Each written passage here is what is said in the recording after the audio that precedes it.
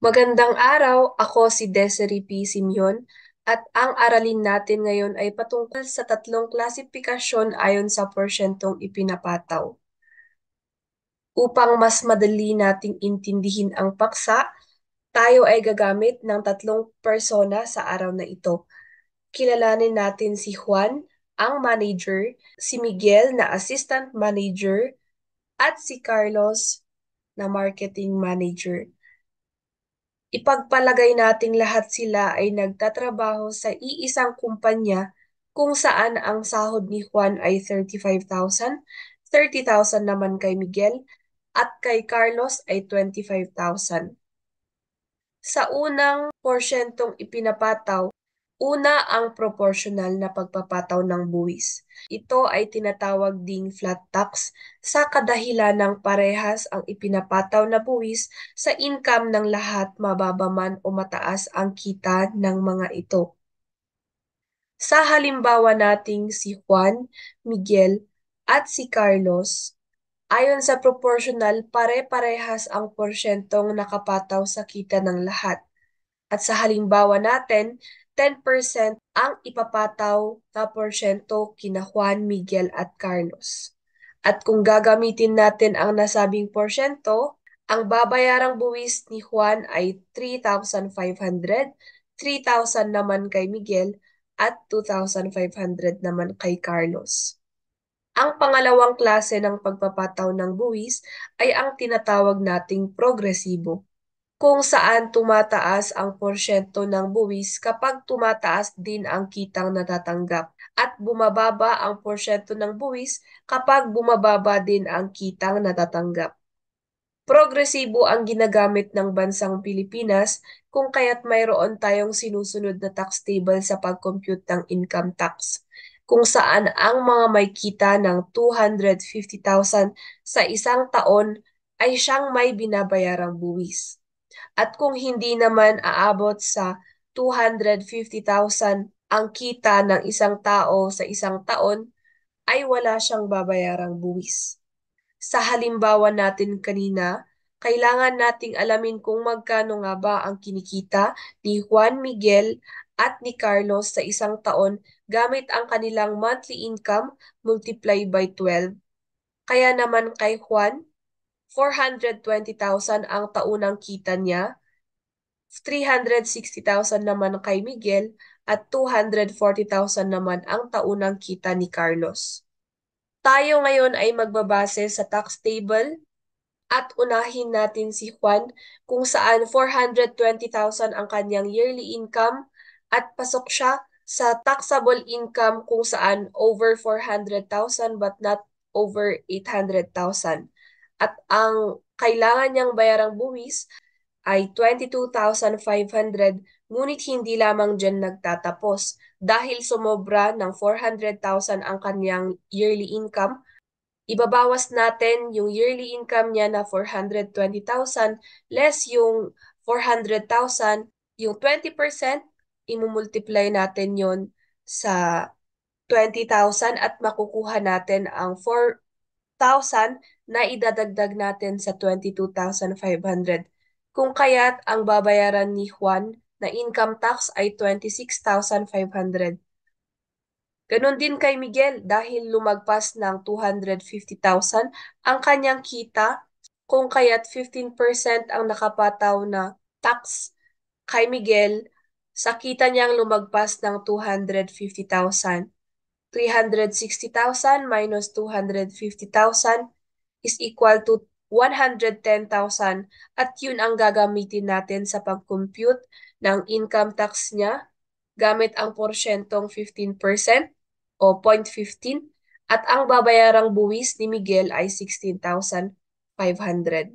Kay Carlos naman, 20,000 lamang ang kanyang monthly income at kung kukunin natin ang taunang kita ni Carlos, ito ay 240,000 at hindi siya pasok sa taxable income na 250,000. Ibig sabihin, walang babayarang buwis si Carlos.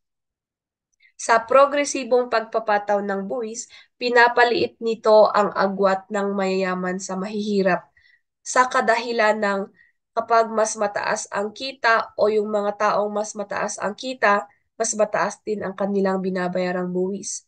At sa mga taong mababa ang kita o mas mahirap, mas mababa din ang kanilang binabayarang buwis. At ang panghuli, ang regresibong pagpapataw ng buwis, kung saan parehas ang halaga ng babayaran ng bawat individual, maliit man o malaki ang kinikita ng mga ito. Ito ay ipinapataw madalas sa mga serbisyo o produkto. Kung kanina sa proportional at progresibo, ito ay kadalasang ipinapataw sa income, ngayon dito sa regresibo, ito ay madalas na ipinapataw sa mga serbisyo o produkto. Halimbawa na lamang neto ang value-added tax, kung saan lahat ng mamamayan ay kadalasang binabayaran ito. Sa lahat ng produktong ating bibilhin, mayroon tayong binabayaran na 12% VAT. Ngunit hindi direkta ang ating pagbabayad sa buwis dahil dumadaan ito sa mga merchant at yung mga merchant ang nagbabayad sa gobyerno. Halimbawa na lamang ay ang dalawang resibo na nasa inyong harapan kung saan sa tuwing tayo ay bumibili sa mga supermarket ng mga pagkain, lagi tayong may binabayarang 12% na VAT na nakasama na sa buong binayaran natin. Sa resibong nasa inyong harapan, ang total ng nasa unang resibo sa pagbili natin ng turon, ube swirl, bun at egg tart ay nagkakahalaga ng 141 pesos. Ngunit hindi lahat ng 141 pesos ay pupunta sa pinagbilhan natin.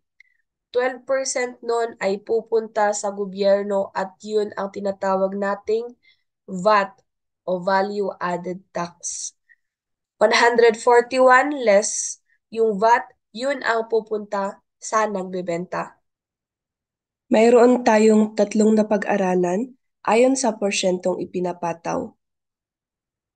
Una na doon ang proporsyonal kung saan napag-aralan nating pare-parehas ang porsyentong ipinapataw maliit man o malaki ang kita ng isang tao.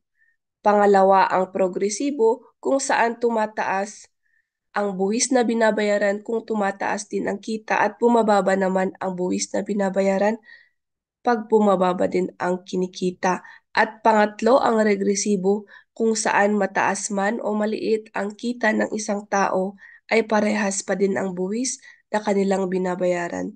Halimbawa na lamang nito ang value-added tax o ang VAT na 12%. Bago tayo magtapos sa aralin natin ngayon, nais kong gawin ninyo ang aktibidad na ito.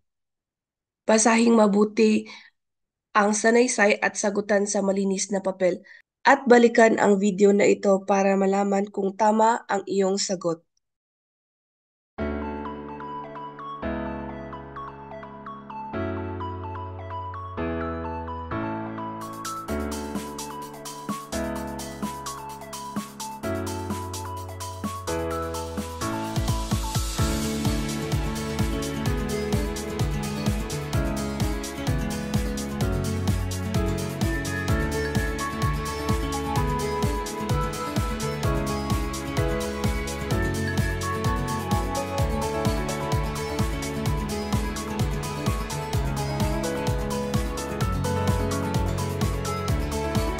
Tandaan natin na bilang mamamayan, mahalagang may kaalaman tayo sa konsepto at paraan ng pagbubuwis, sapagkat ito ang gawain na hindi natin maiiwasan at dapat wasto itong maisagawa dahil nakakatulong ito upang mapondohan ang layunin ng publikong sektor na mapabuti ang pamumuhay ng mga mamamayan at ng bansa.